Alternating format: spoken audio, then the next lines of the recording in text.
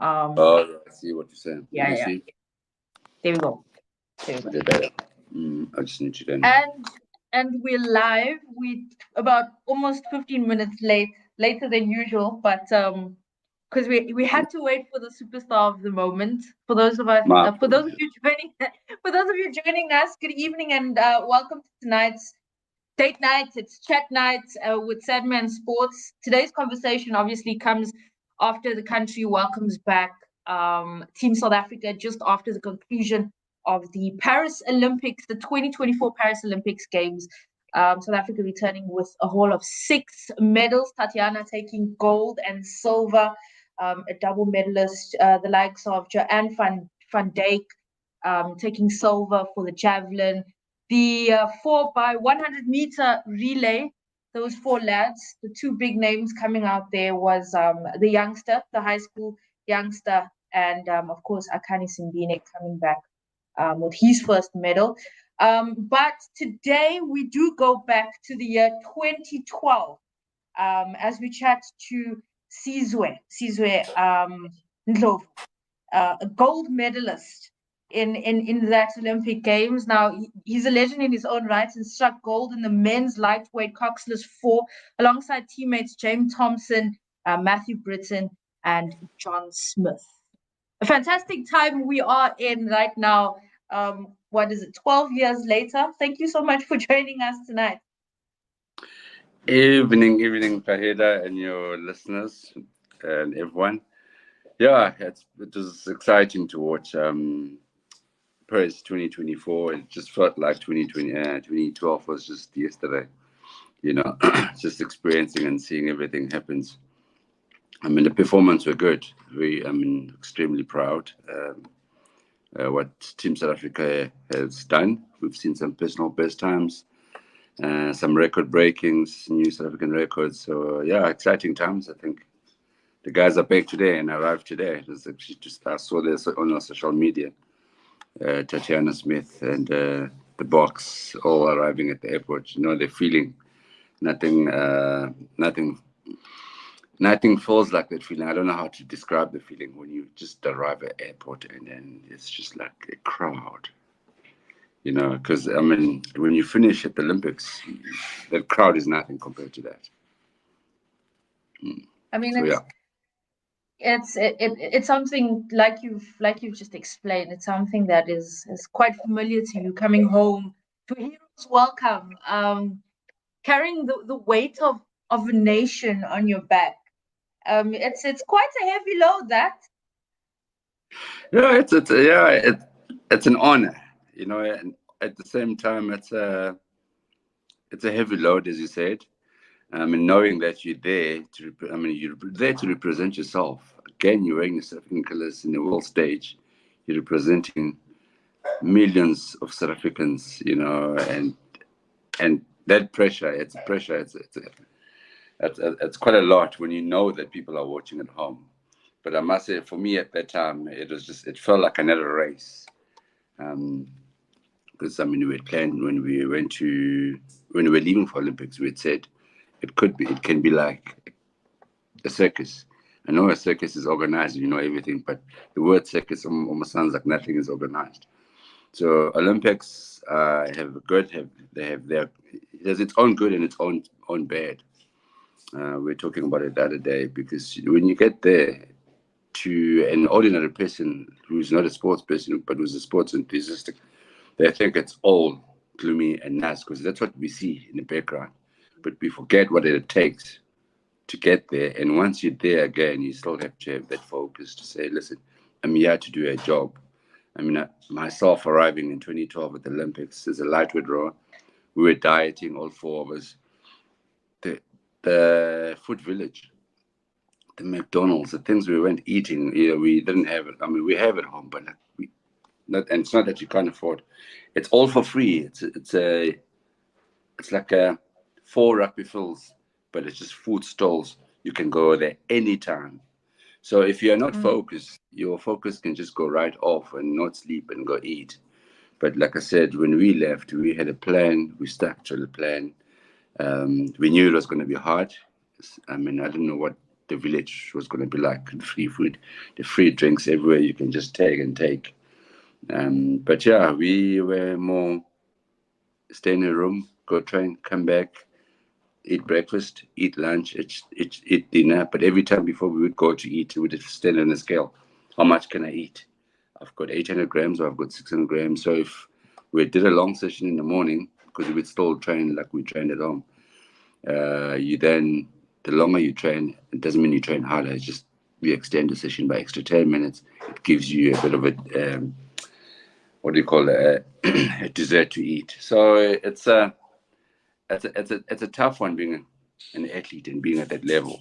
And so I guess the supporters now where we are now, we don't see that an athlete goes through quite a lot. But people obviously see the gold medal, they see the silver, they see the bronze, which is nice. It's the pinnacle of the sport. It's so crazy to see. Specifically in like sports like the swimming or like the track sports where it's done in a second. With you more or less, there's a time limit of 5 minutes or so. Within 5 minutes it's done. But I mean your time in that final, I want to take it back to that point. The four of you out in the lake, just waiting for the green light. It's quite a tough spot to be in. Just there having your game face on. I mean, just watching back to those games, watching in full and not just the highlights. It's game face from the second your names are called out by the commentators up until that moment. But I mean, just talk about what that experience is like. Whew. The build up to that for me was the worst. The night before. Can I just take you back to the night before? An athlete, we always say you need good, proper sleep, proper nutrition. So all that nutrition was there.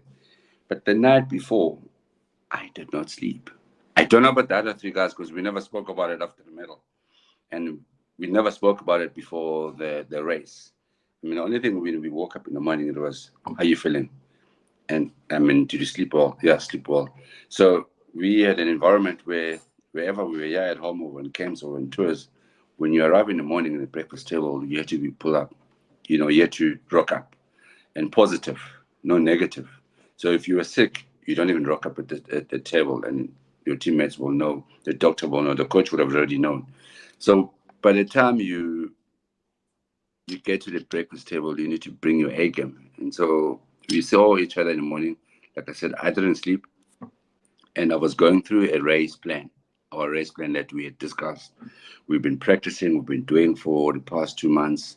We had raced everyone in that that qualified for the A final 2 months before.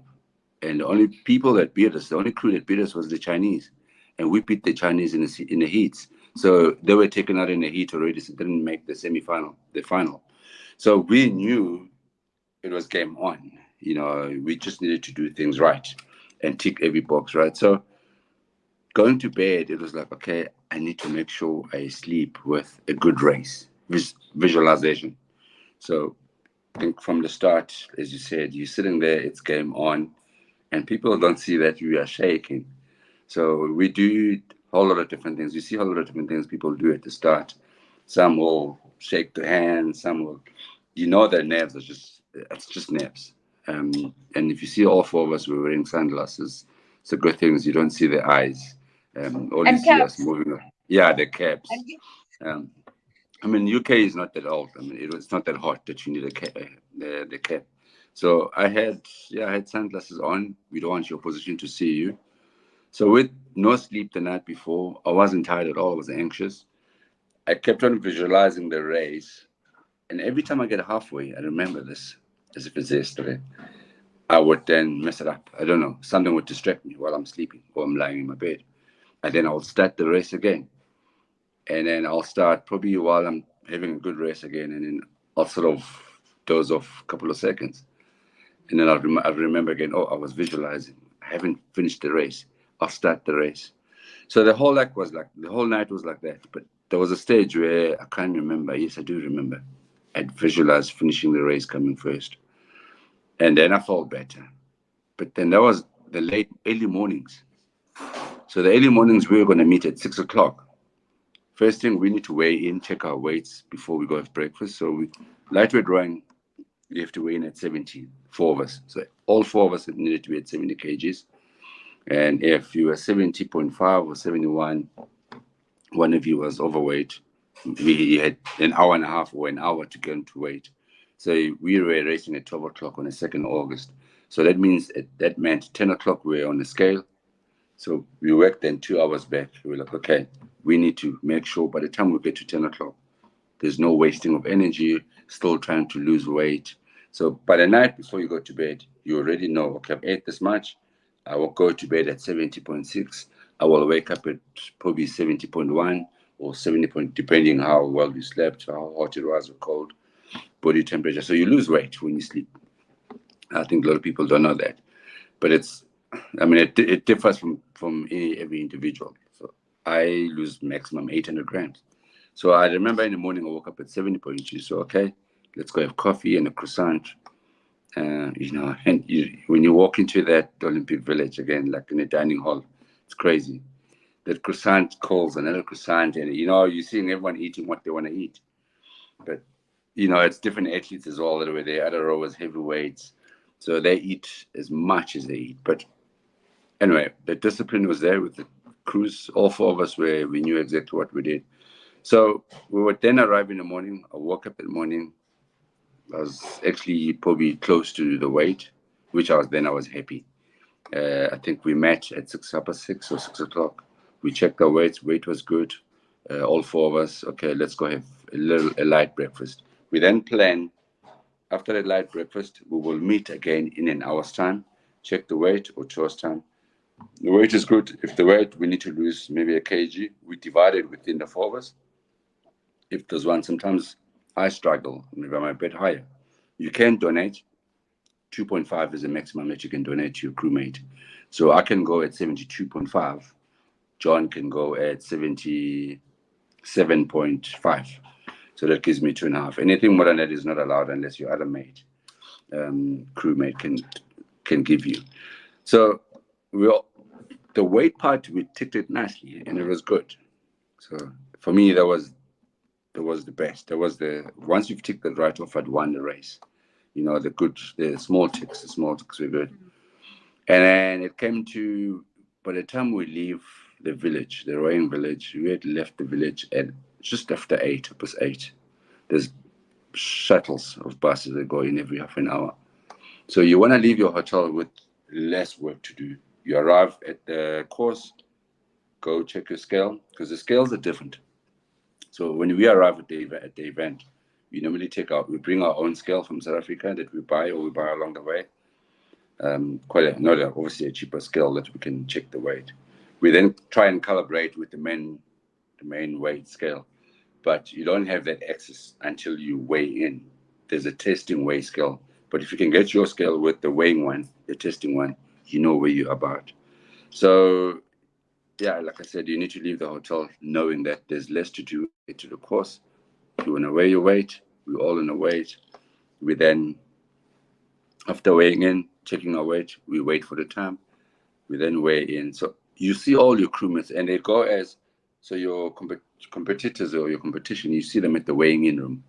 So they'll start with lane 1, lane 2, lane 3, which was Netherlands that year. And then we had the Danes were in lane 3.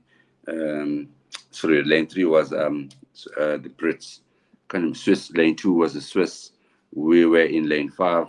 Lane 4 was the Danes. Lane 5 was us. Lane 6 was the Australians. So they'll go in that order, starting from 10 o'clock to 10 o'clock weighing in. So lane 1, lane 2. So the mind games are going already. When you start seeing your competition there, other guys look bigger than you, other one looks smaller. So we avoid doing that, having that back chat, see how big they are. We don't do that. And so we'd obviously practice that before, and then we'll play mind games. try and look big, try, don't show you're struggling with weight. So that was good until the start. Yeah, I mean, we were waiting at 10 o'clock and then you had 2 hours to race. We went on a light meal to eat. I remember, so each four of us, some of us were, I'll go read a book, others will go listen to music, others will go sit there, whatever. So we're different. So then we say, okay, we meet an hour before the race. Hour before we race, we start warming up. 45 minutes before is hands on the boat. So that hour before we meet with the coach as well, race plan, this is what we will do. Sizwe, this is your job. John, this is your job. James, you know what you need to do. Matt. And then it's hands on 45 minutes where you start the warming up. That warm up for me was the worst. I was shaking right through the warm up, knowing that it's your final race. It's what you've been training for, the Olympic final. I think people at home were not even in my head, but it was just Olympics. It's the final. It's my first ever Olympic final, A final. But what made it feel better or made me feel slightly better is knowing that I have three other people behind me, three other rowers behind me. So you get called into the starting line, like I said again, lane 1, lane 2, lane 3, lane 4, so that there's no traffic congestion at the start. You go in that order, and it's like 5 minutes before you start. So that 5 minutes until you start, for me, was the worst. Because you sit there, you see your crews, some of them will practice the start in front of you, like you would see in 100 meters, the Usain Bolts and all of them when he's do sprint quickly, go back. It's all that matters. I mean, you saw Lyle now when you got into the starting block in the men's 200 meter. So those things happen quite a lot in the sport. Your competitors will play games with your mind. They will make you feel very small. So they'll do a start. Now you're sitting there, you're like, oof, they're fast. But there we are closed. We focused into the race, got into the start. There's someone holding your boat. And all I was thinking about was my responsibility was I need to stay in the center of this lane, which is not that wide. It's about 12 meters wide. And I have to steer, I have to set the rhythm, I have to take the guys home at the end and all of that. So John passes the rhythm back, and Matt used to call in a boat. That was his job. James is the one that looks out. The rest of us, we don't look out. So whatever Matt says, you don't ask questions. You just respond to what he says. So every person had responsibility. So I remember sitting there waiting for the green light. Firstly, you'll have they'll call on from lane 1, and then you'll have the word attention. From there, it's a green light, and it's game on. I think the nervousness will end when you see the green light, because now it's go. And I've watched that race so many times. I still get the same feeling. It almost feels like I'm going. Today we're going to lose the race, because as soon as we came out, the first 100 meters, I could see they're gone. And that was not the plan. The plan was always to stay with them. If we can get up, stay up. So we had everyone gone. The Australians were up on us, which was weird. They never, it hasn't been like that the whole season. But we stuck into our race plan. We knew what we were doing. We knew what we were doing the first 500. We knew what we were doing almost before we get to the halfway line. And one of our calls was that from halfway line, it is whoever's up will start paying in blind.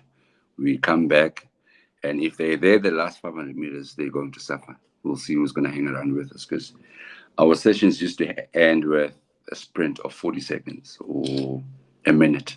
So we'll do a 2-hour session or a 20K session. After that, we'll do that sprint, what you see at the race. And at that time, it almost feels like it's just your body moving. It feels like you feel like disorientated. But I remember coming at the first 500, I thought, okay, they're gone. The doubts were in my head, the demons would already give up. They're gone. But John was there, like, hey, I'm with you. Legs down. I'm with you. That just helped. But as soon as you get to halfway of the race, there's just that relief, that relief, okay, now we're halfway. I remember just hearing the blades and now still seeing now the Australians are here. I couldn't see lane one. Oh, lane one I could see. Lane two you could not see because we weren't always allowed to look. If you look out in the boat, after the race, we sit down with a debrief. We guard each other, and that's not what you want to have to happen with you. So we stayed in a lane, and then we started obviously going to the plane. From halfway line, I did not hear Matthew because you start hearing the crowd from 1,000 meters away, and it gets louder as you get to 750. It gets louder when you get to 500. The last 500 to 50 meters, it's grandstand. Whatever Matthew called, we can't hear nothing. And I remember just saying, I'm waiting for the red boys. I'm waiting for the red boys. And all I had to do, stay long, rhythm, stay in the middle of the lane. That was my job. And the rhythm. We always say, white man doesn't have a rhythm. And so what my reason I was in a stroke is because I had a rhythm. So yeah, it was, I remember this race thinking, I mean, we finished, we didn't even know where we were, but we knew we were top three because it was so close. I think we're on the day, we'd done everything we could do. I think it was a perfect race. You'd hear a different story from John. For me, it was a perfect race. But the first half of it, I think we'd left too much to do to the end. But as I said, we knew that once uh, you get to halfway, we start coming back. No one is going to hang around with us because we just had that good go for home, and which other teams couldn't have. So yeah, that was my race 2012. Then watching 2012, I'm in 2024. This year, I could feel and I could, what's the word I'm looking for? Um, See what the other crews were going through, especially when I was watching the rowing, the men's pair, and I mean the lady scull page. I mean, in a scull you on your own, but in a crew boat you got someone behind you, so it just always makes it feel easier. They gave you the right task. I mean, I'd like to think that you grew up in just the right era where Kwaito was at its peak. So they put the right man for rhythm. Uh, They put the right man for rhythm in the right spot. But I mean, no, just on that note of looking at at the nerves and what just sort of goes through your mind before the race, building up from the heat up to the semi-finals. I think the realization or the reality of the magnitude of the task that you have at hand sort of sets in once you got through at the semi-final. I think you finished second in that semi-final. yeah. I'd like to believe that it sort of sets in.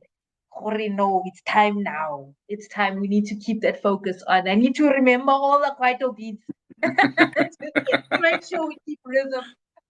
But I'd like to just maybe reflect on what created that nerves. Just move back to the previous Olympics, where it was the 2008 Olympics and the 2004, specifically the 2008 Olympics, which is quite a difficult one for you during the time of qualifying, especially. Just talk about that time in your life in the sport and just what happened there. Yeah, I don't know about the the Kwaito rhythm, but yeah, I was put in there. Um, yeah, I had my fair share of roller coaster of ups and downs. I think, I mean, I'd gone through quite a lot. I think 2004, obviously, just to go slightly back to that, I was coming from a university. 2002, we'd come seventh at World Championships under 23. And then 2003, 2001, sorry, 2001, we came seventh.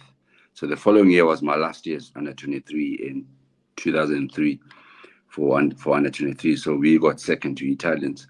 So 2004 was my first year as a senior, and obviously too young.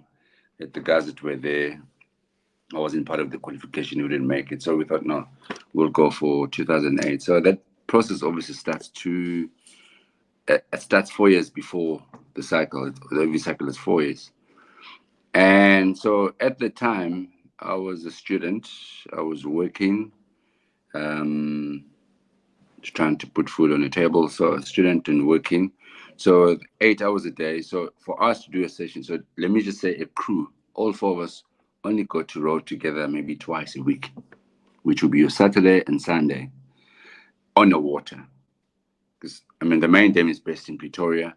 All the other times we were training in different gyms in Joburg because we all have memberships at Virgin Active, so we're different areas, and we'll train. Yeah, we'll meet up. Listen, what time do we finish work?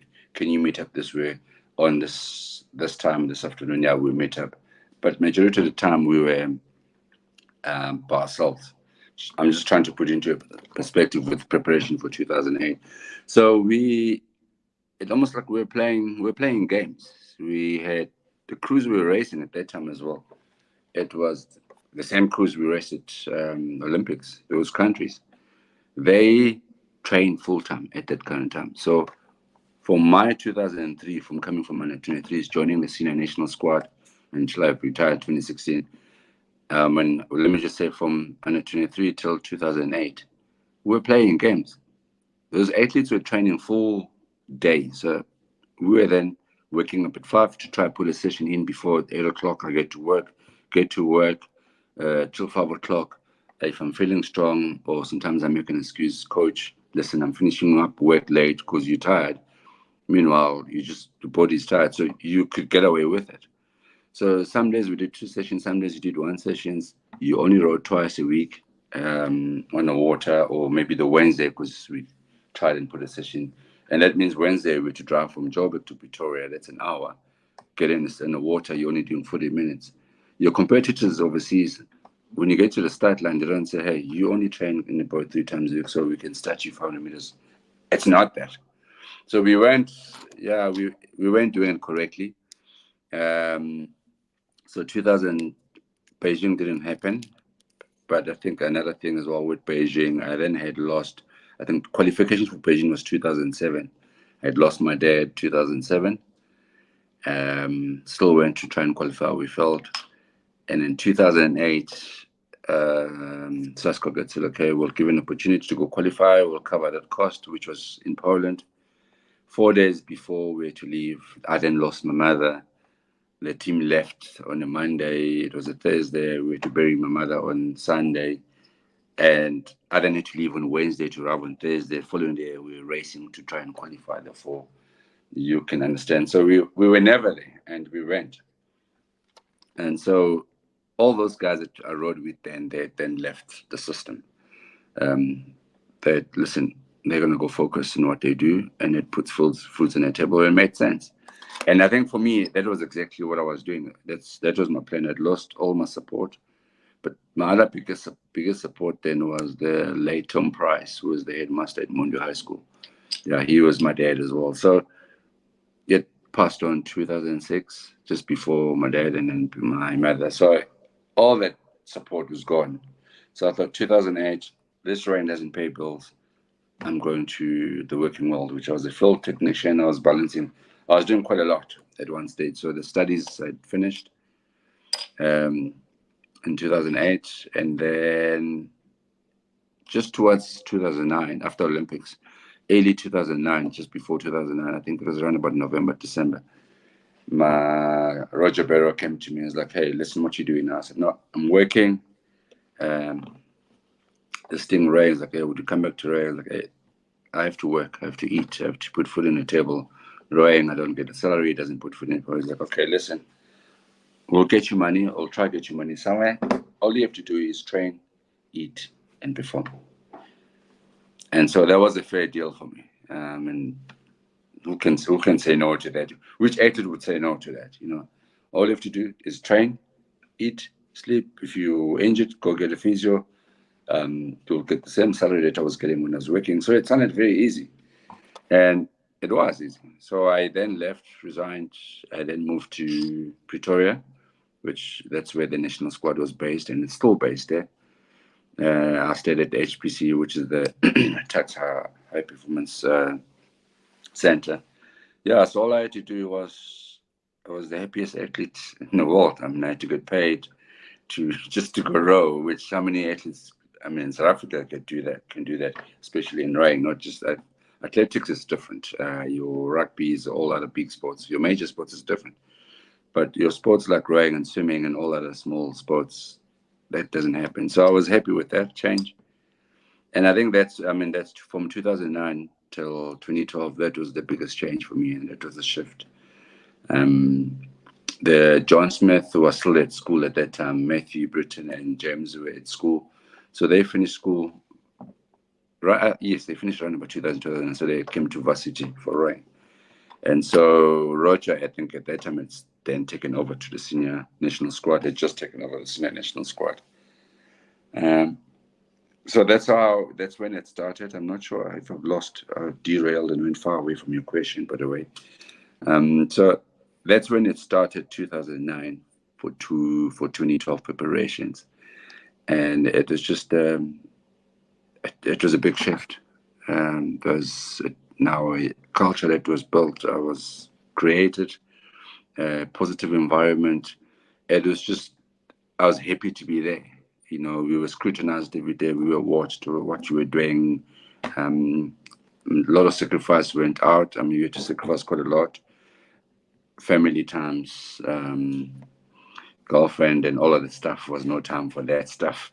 Weddings, funerals, we didn't know what was that. So, it almost, I used to call Roger and Paul Jackson, our coach, to say they were Hitler. It was just, but and I look back at this before even now, I realized what Roger and the team and our support staff were doing, and not just in for us.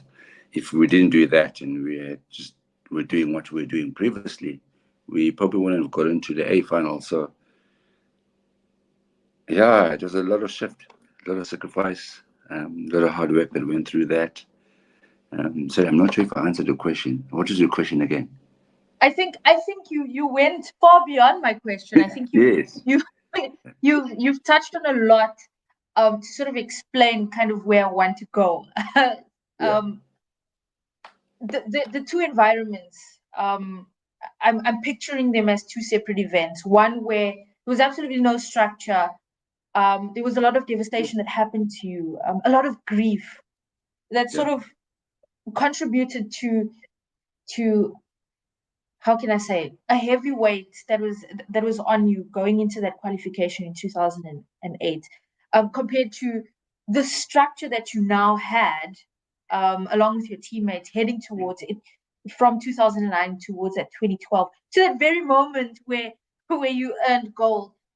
Do you think that shift, or let me say this, do you think at that time preparing for that final, sort of was the part of the conversation happening in your head because of what had happened before, especially because of what happened during that qualification time where you had just lost your mum, you hadn't been with the team.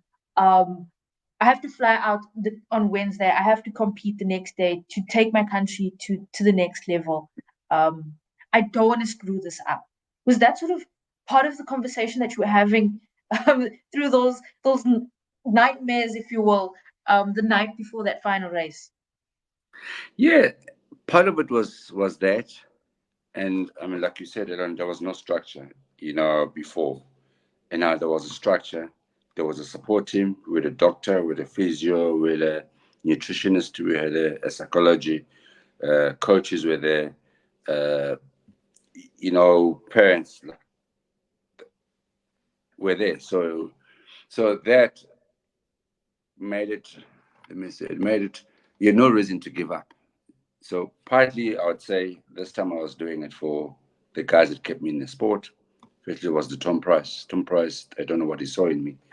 I mean, he just never gave up on me. He was there from when I started school, just to go slightly back. We would start training at 5 o'clock. He'd fetch me at home at 5 o'clock in the morning to school. So coming from high school to varsity to where I was, I didn't have to worry about paying for anything, because he was there. I had a scholarship, a rowing scholarship. School had a rowing scholarship because of performance. So that's what kept me going then. And I knew the history. I didn't want to go back to where I was. Yeah, I'd find a light. And until when I lost him, and I lost both the parents, and then I realized I was by myself. So the sport was my savior, and now he has an opportunity. I'm going to Olympics.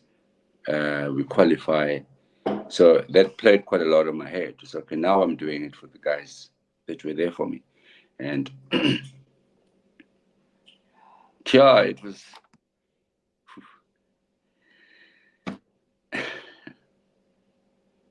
Yeah, it was something else. It was mainly, I think most of it was 50% that and 50% the team as well.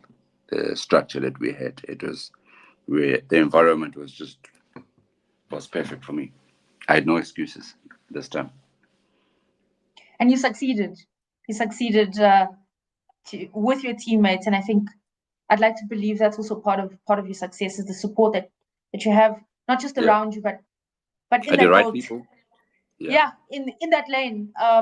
The four of you were meant to be there. And so you succeeded, and you carried that rainbow oars right through.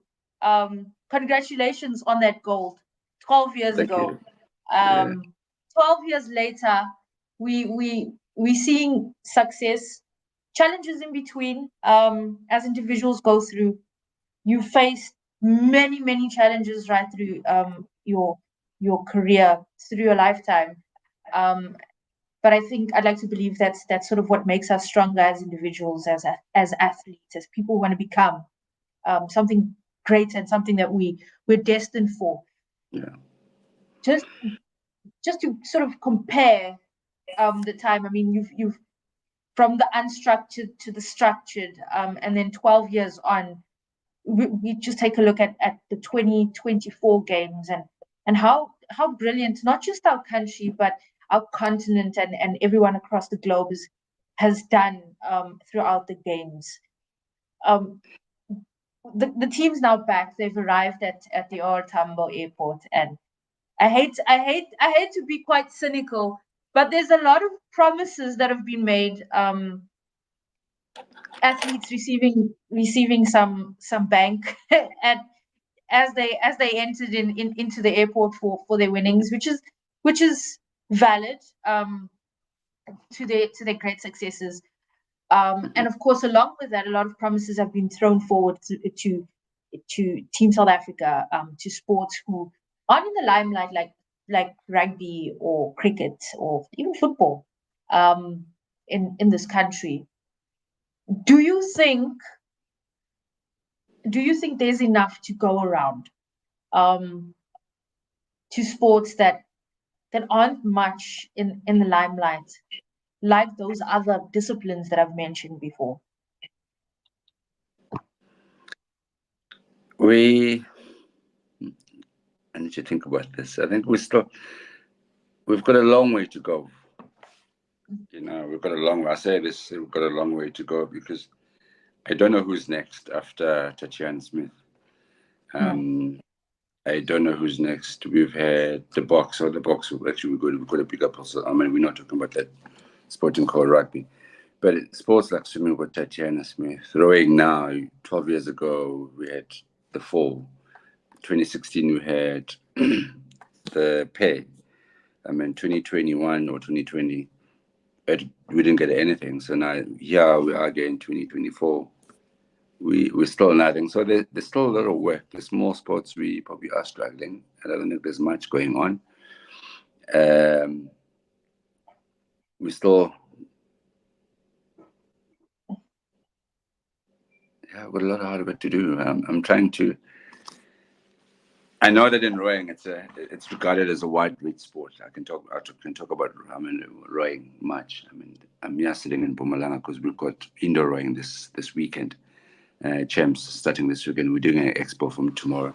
So things like this can only grow the sport of rowing when you talk about it, when you get to expose it to communities, disadvantages area. So with rowing currently, and it still is from 2024. If I didn't go to Mondio High, I didn't move to South Georgia, I would have never known what rowing is. That many other young athletes now don't know what that is. So we need to do a lot of homework to get the sports. As much as we can do that, we're still going to struggle again with facilities. access to those things, equipment. I mean, rowing is expensive, so golf is expensive. I don't want to compare to rugby and soccer. You would also almost think that soccer is the ball. You almost think athletics. You just go run and look. So we I think we need to go back and having sports in our schools, because currently that's where rowing is at in private schools. Your government schools are struggling because it's expensive, and so the curriculum now at high school, at government schools, doesn't support sport. Sport is nowhere, it's not seen, until we shift that mindset to say, listen, champions class is not the only place where you need to be. We need to balance the two. I think then we'll go a long way. Not everyone is going to be a book smart. I mean, like Sizwe was never book smart, but I was rowing smart. I never knew. So there's a lot of Sizwes out there that youngsters that can become Sizwe. A lot of young Tatianas in disadvantaged areas that can become Tatianas. We just got we got a lot of work to do. We are a long way. You're great enough to be in a TED talk. So I think you're smart is not the ticket that will get you everywhere. but the crazy picture that just popped into my mind when you speak of access to equipment and taking it to places that hasn't seen these things before. It's places where people are living in poverty, and the picture that randomly popped into my mind is the Jamaican team that made it to the Winter Games. When that was, it escapes me, but they took a sport to Jamaica, and from Jamaica, these 4 boys or 3 boys went and competed in winter games and succeeded. And you're a great example of that. You've literally embedded your name in the history books of the Olympics, becoming the first Black man to win gold in rowing. It's a crazy time. 12 years ahead, you're now coaching the sport that you've brought home gold in. Just talk about the young people that you have that you're bringing up in the sport right now. It's how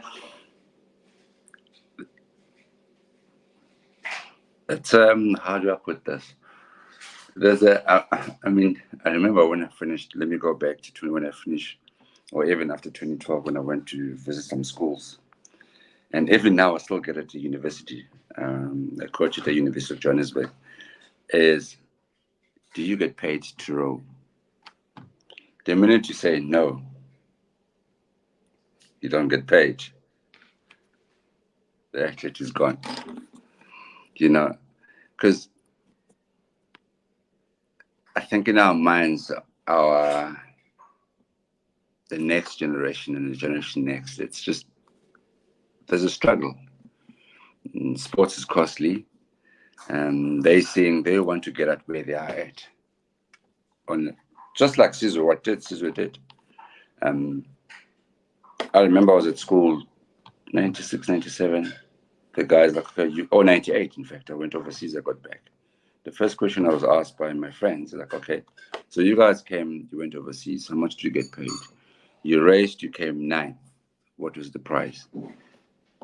Like 0. The question was, why are you doing it then? So that's the challenge we need to, you see what we're facing now? We're facing, it's, by the time I even got to rowing, I believe there was before as well. There was prize money, there was prize for everything. Like soccer, I think like your big sports, let me even not mention it. There's prize money for every big competition you go to. But at the Olympics, unless you have a sponsorship, there's no prize money. And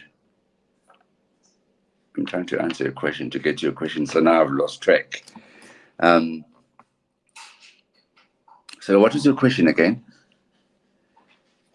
I was asking what what the youngsters look like.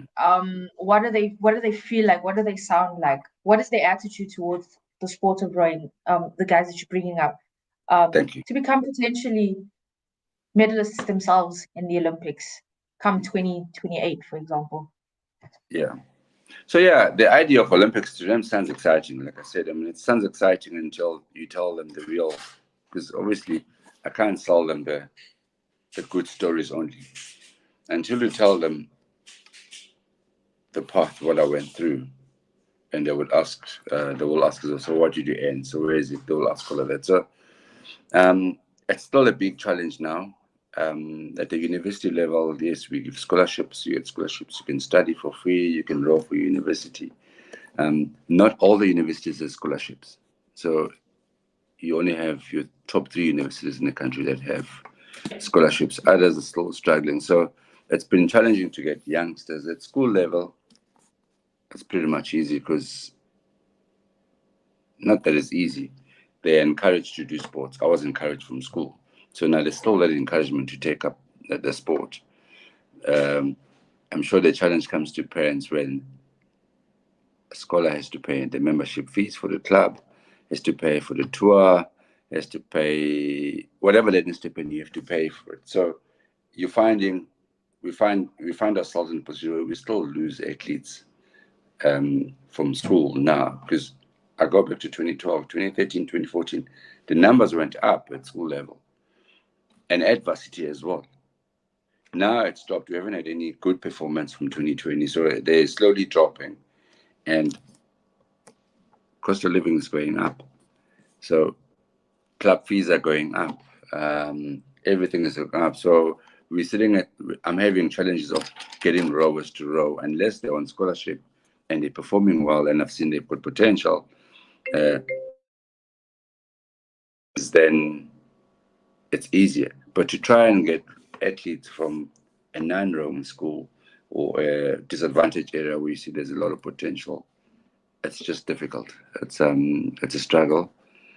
A lot of work needs to be done. I guess let me just say we need the money for it. There's a few questions here in the comments, and I think you've likely touched sort of on the last question by saying that the answer is simple. It's we need money, and I think that's the case. So obviously this question, how can we make such sports such as rowing at disadvantaged areas accessible to them? I know for you, or so I've read, for example, there was a container shipped off from Switzerland to South Africa, and you had boats to row in. Who's our Switzerland in this case? Where are we gonna find that container? Yeah. So that's my other part of my job on the side, but I also want to answer your question. Let me tell you. So my other part of job is I'm involved with World Rowing team. I'm a consultant for African consultant, the SADC side. Studying of rowing. Malawi is one of my project, Lesotho. So we've started rowing now. So I've started rowing Lesotho. Let me say Tim and I. Malawi, Lesotho, Namibia, Zimbabwe has been running, so they're good. So yeah, all over Africa, it's me going. So what's happened so far is that obviously South Africa had a container before, and now South Africa it's good. We've performed at the Olympics. Those boats we had, I then took them to Malawi, and South Africa's got its own boat now. Malawi will then get to the level where South Africa's at, and the ship, that container again, will move to some of the container of those boats have gone to Lesotho, which I took them last year. Now we will see where the next run. I think probably the next run is Mozambique. And the last thing about right now, there's a new sport thing. It's called beach sprints. So you'll see it on the LA Games. It's you sprint 100 meters, you get into the boat. It has to be at the coast. You sprint in the boat, you row 250 meters, row to slalom back, slalom out, straight back, sprint back into the finish line. It's quite exciting. good for spectatorship. So we're busy with that now. I've just started in Namibia. Now going back to Malawi for that. I was there 2018, and now next is Mozambique, our neighbors next door. Last year I was in Botswana, so there's still quite a lot of work to be done that side. Um, just getting rowing into Africa.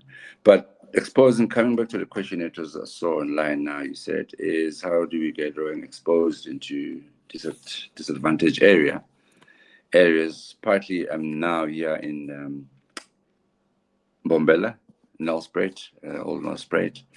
We are, Bombela is hosting the indoor championships. Last year it was in KZN, Umlazi, it was in your province. This time is here. So there's a program run by South African Rowing, and the head is Virginia Mabaso. So I'm part of that program, is getting rowing available to the schools that are in a township. Like I said, one of the biggest disadvantages we have is water, dams. So rowing is done in the dams, and you need these expensive boats. And so getting schools like government schools that don't have rowing is having the rowing machines. I don't know if you've ever seen the ergo machine at the gym. Everyone hates that machine. You see? I Now, hate them. now I'm just trying to sell rowing to you before I could even get to the. it's I closed your sale. I closed your sale before you even started. You closed my sale. Listen, I'll be honest with you. I hated the machine too before. I mean, like just 4 years before Olympics, but I had to fall in love with it. It was that thing of, okay, I've got no choice. It rains in this country. It pours. Sometimes, I mean, the dams are far, so we are normally forced to get on a rowing machine. It's the same movement as no water. So, so now what we're doing is getting rowing exposed into disadvantaged schools. Tomorrow we're starting off. Yeah, we've got schools that have never rowed before. There's going to be a show here at Bombela Stadium. So the schools will come in from 9 o'clock, and then we'll show them what rowing is for the next 3 days, and we introduce them to rowing. Depending on what machines budget Rowing South Africa has, we then leave them those schools, those who are interested to start with 2 machines, and then we leave them we train the coaches to coach the athletes. We then visit them yearly, quarterly, to make sure that rowing is going, and then they do selections for each province. So from Friday, teams will be arriving from all the other 9 provinces. So we've got rowing over, I think, 11 provinces. But this year, it's about 9 provinces that are taking part. KZN also will be here from age group of under 14s, 15s, 16s till opens. They will be taking part here in Bombela. So we've been to all the provinces, different districts, and just try to get rowing by using the indoor rowing competition. The nice thing about the indoor rowing competition is that you can do it where you can race someone who is in Switzerland, the UK, or USA, as long as you have Wi-Fi, the cable that connects into a laptop, and then there you can race them there and the score. So there's always, every year there is a world rowing indoor championships. They are normally held in the world in different areas every year. It changes every year. So kids that are taking part now in the indoor, there then we do selections, and then we get expose them to the water sessions twice a year or 3 times a year. They'll go on rowing camps. We'll obviously select the coaches that are in those provinces and schools. We'll select their top rowers from 4 every age group. They'll then have an opportunity to attend a camp whether it's in Johannesburg or Pretoria, depending where it is. And then, they'll attend camps there, and then they'll then expose them at the junior SA champs, which is normally in March. They then go race at the rowing schools. Yes, it's still a bit unfair. They're racing schools that row every day. But I guess, I mean, it's little we can do to expose rowing. And then what I do for my side as well, as part of University of Johannesburg, as a manager and coach there, I recruit from this program of juniors and try and expose them to get them to university. As long as their marks are good at grade 11, grade 12, I would offer them scholarships if the times are fast on a rowing machine, and then I would bring them to the university. So we look at all the provinces, and partly that's why I'm here to recruit from the competition that will start this weekend. So I'll be watching their opens, even their under 16s and 15s. So that's currently what I'm involved with now in terms of South African rowing development side, and try and expose the sport into areas where there's no rowing. You've learned to fall in love with the sport. It's an arranged marriage, if you will. And went on now to become our Switzerland, the Switzerland that we needed, bringing us the containers. Now connected by a cable and connecting us to the world through different ways. And then essentially recruiting from there. It's a brilliant job that you're doing. Just dedicating your life to. It's a different type of dedication, I must say. You've definitely you've committed to a different kind of contract. I will give you that. It's a big commitment that you've made there.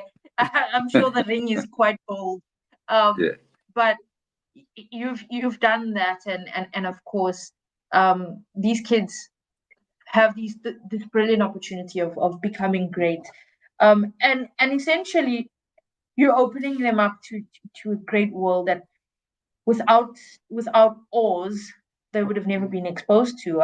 They would have been stuck in a life. Perhaps 15 of those days in a month they'd be hungry. Maybe even all of those days of those months. So brilliant work that you're doing. Congratulations on being given a gift to continuously contribute back to the sport that you've once taken gold for the country, obviously representing this country at great levels and great heights. And of course, without the support that you've had, and earlier there was a question. I just want to go back to that question, where it was asked, do you think the coaching style from Roger, your coach in 2009 that took you to the 2012 games, and the other coaches, that they implemented back, then work with current athletes? These are the athletes that you're busy with.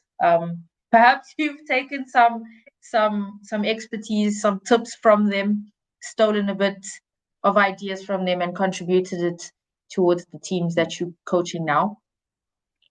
Yeah, they work. They still work. I guess, every coach Roger obviously is retired doing something else. So I am not sure if Tiago, the current national coach, we can only talk from the performance that we've had at the Olympics. It's still have a crew in the A final and also having Paige to be in the C final. It's still good results. Obviously medal will be better. That's what we chase. So I think I use a lot of it. I still consult with Roger. I still ask him to mentor. I'm sure he mentors quite a lot of other junior young coaches that do, the coaches like Paul Jackson. So every coach has their own style and own goals. So they do take there and there a bit and use what they use. So whether the current coaches use a little bit, I use a little bit of that. It worked for me. I do want to say, I was once a village boy as well that knew nothing about rowing. I thought just doing this thing once a day or once or twice a week would work, and it never worked until obviously Roger came into my life and showed me how this thing is done. So it's worked for me, and I'm sure it will work for the next generation. And with technology changing as well, we need to adapt with that stuff, with technology. So we're gonna have to also learn a bit more. Because by the time, those days I rowed, it was wooden boats, and plus, sort of not plastic, what do I call that? Now it's carbon, fiberglass. Now it's carbon fiber, even the rig is where you put your oars. Everything is lighter, so things have changed. The settings, you use different pitch cages and all of it. So a lot of things, so you have to adapt. Otherwise, you will get left behind. But yeah, definitely does work. I've stolen it. Oh, I wouldn't say stolen it. I've taken it, used it. Yeah, and my experiences as well. It works. Despite having literally 3 seconds left. Okay, now it's done. I have plenty more questions that I would love to ask, but before I let you go, I will ask you this. Is there a chance we will see Sizwe Ndlovu back in Team South Africa, this time as the coach, to potentially take us to a final and then onto a podium? I enjoy my development work. I enjoy my groundwork, and I think What a there's nothing as diplomatic fulfilling as answer. being. I enjoy the groundwork. I enjoy, there's nothing as seeing. I now know what Mr. Price was seeing in me. At that time I didn't know, but like it's not my dream to be there.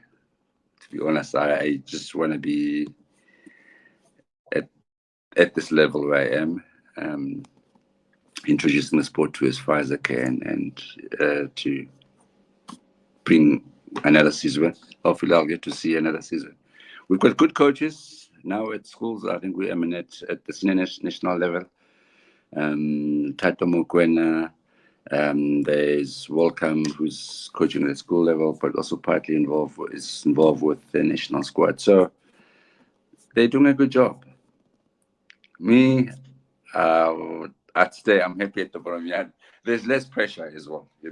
All I have to do is see a potential, develop. I'll send you out, and I get to say, hey, that athlete was my product. I think for me at the national level, it's more like you're only getting an athlete after how many years? If I was at the national level, I can't say it's my athlete. Someone else has coached that athlete to get to that level, and from there to the national level, it's just a high performance lifestyle. I've lived that lifestyle. I've learned it, and I think the hard work is it's the groundwork. It's where I am now.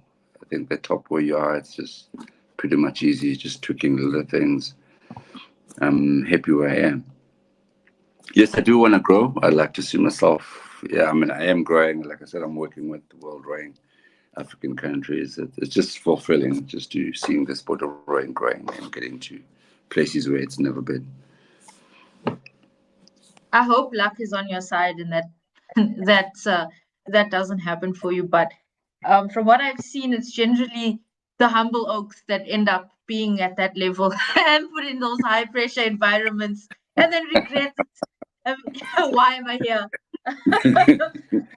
But Sizwe, Right, thank you so much for joining us and having this conversation and just taking us into your world and congratulations on your success 12 years ago, and congratulations on continuously being successful and taking others to great heights with your experience and just with your love of sport and and this marriage that you were forced into. I can only hope that the youngsters that come through you just bleed into becoming just absolute greatness, not just for themselves. Olympic champions, yes, but not just for themselves, but for this nation and essentially for their communities. Yeah, true. Yeah, Faida, thank you so much. I think it's been a great chat. Thanks to you, your viewers, or listeners, viewers. And thanks, for having me. Yeah, it's been an awesome chatting to you. It's always a pleasure.